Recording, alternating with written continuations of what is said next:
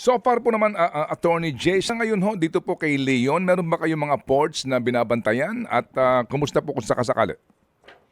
Well, ang binabantayan na lamang po natin, certain na ports dahil dito po sa Bagyong Leon ay dyan lamang po mga ports po natin sa sa Batanes at ang pinaka-southernmost port po dyan na lang po sa may Claveria, Cagayan, But otherwise po yung pong ibang ports natin hindi naman na po apektado ng Bagyong Leon. Opo, dito po kay Catherine, Attorney Jay, kumusta po so far?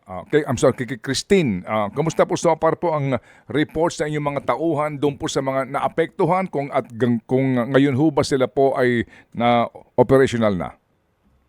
Well, yun pong una po, Sir Ted, yung po sa mga kababayan po natin na pasaherong naapektuhan po ng Bagyong Christine, masaya naman po akong iulat po sa inyo na throughout po nung period po na yun at sinasalanta po tayo ng Bagyong Christine, naging tuloy-tuloy po yung pagtulong po ng mga kawani po natin sa PPA sa mga stranded na passengers.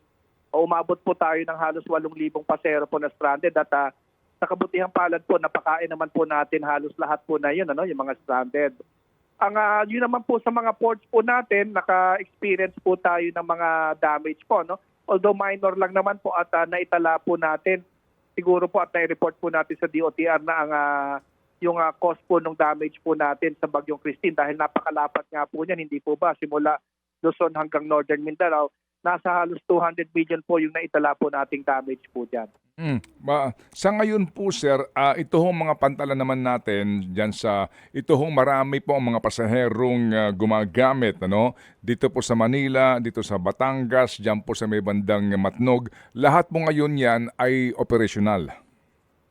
Yes po, Sir Ted. Maski po nung pag-lift po ng mga suspension po ng pagbabiyahe po ng Philippine Coast Guard, lahat po ng ports po natin ay operational po. Ang pinakamalaki lamang po talaga tayong damage, Sir Ted, or insidente dyan po sa Batangas, yung pong may 2 barkong sumadsad po dyan. Pero ang mabuti naman po, yung pong area na sinadsaran po nila at tinamaan po, hindi po yun yung ginagamit natin para sa regular pong Roro na biyahe. Nandito po siya sa may cargo po. So, lahat po ng ports po natin, fully operational po yan ngayon. Ted Filon at DJ Chacha ngayon nasa Radyo 5 92.3 News FM Monday to Friday 6 to 10 a.m.